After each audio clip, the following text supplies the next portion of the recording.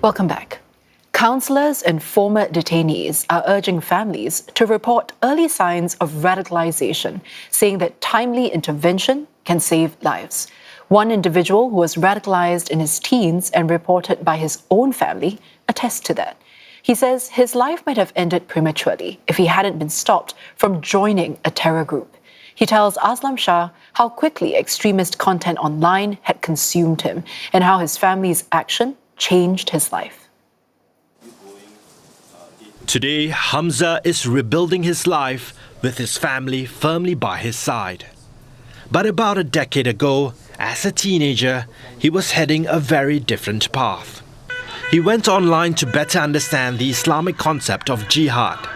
At the time, ISIS had declared a so-called caliphate and was aggressively spreading propaganda on social media.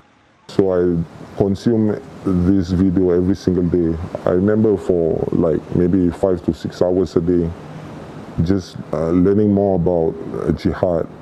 That's when I decided jihad is actually mandatory for Muslims to perform. Within weeks, he was convinced joining ISIS was a religious duty. He researched travel routes to Syria through Turkey, including using the dark web.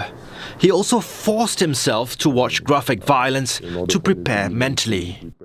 I remember watching videos about people being beheaded or being burned alive because I'm actually not a violent person. I just force myself to look at this kind of violence all over again and again just to make sure that I'm used to it.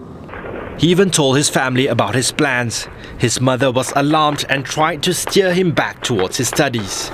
Before Hamza could leave Singapore, he was detained at 18 under the Internal Security Act, turned in by his own family.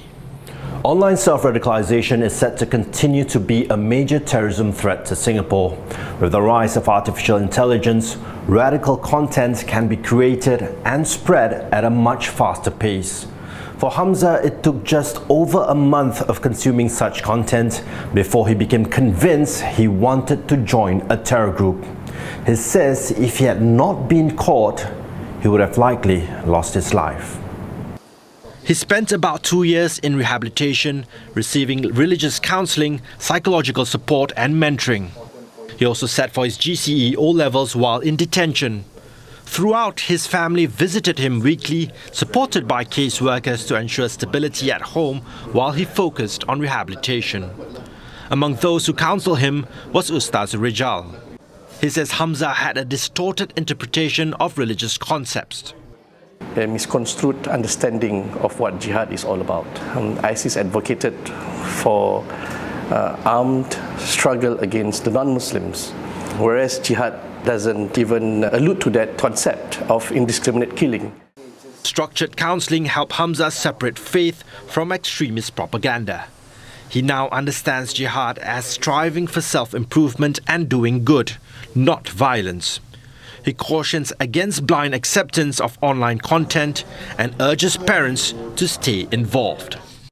Limit their usage of the internet and look for any sign of changes in terms of behavior, like sudden change.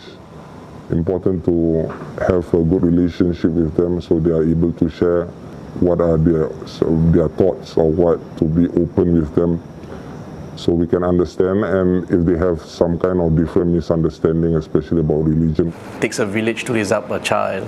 So it doesn't take just a religious counsellor to deal with the ideological aspect of youth radicalisation case, but it also takes psychologists to come in, case officers, volunteers from various entities to come in and look after the welfare and the well-being of the youth.